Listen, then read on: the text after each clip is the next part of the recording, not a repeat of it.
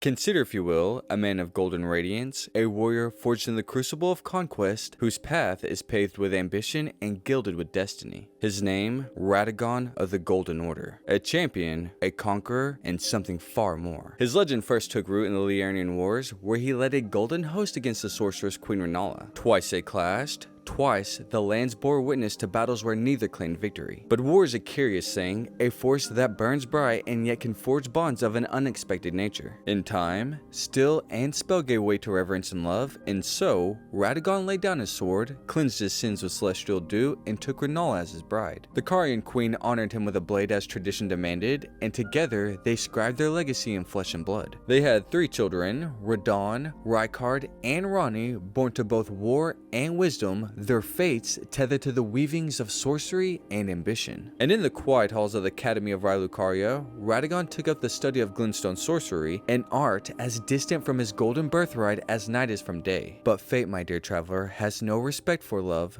nor the vows that bind the hearts together. When the first Elden Lord Godfrey was cast out, grace turned its gaze upon Radagon. He was summoned back to the capital, drawn by the call of Queen Marika herself. The warrior who once sworn his love to Rennala now stood before another queen, not as an enemy, nor as a stranger, but as her chosen consort, the second Elden Lord. But love, once betrayed, does not merely fade, it fractures. Radagon left behind more than a queen. He left behind a woman unmade, a heart shattered, and a mother whose children would rise as demigods in a kingdom no longer hers. However, within the walls of Lindell, the capital, a secret lay wait, one so profound that even the sculptors who cast his image in stone tremble at its discovery. Radagon was Marika. Marika was Radagon. 2 entities bound in one. A singular god split between duty and rebellion, between order and defiance. From their union, 2 children were born, Melania, cursed with the scarlet rot, and Mikula, forever trapped in the innocence of childhood. Empyreans both, and yet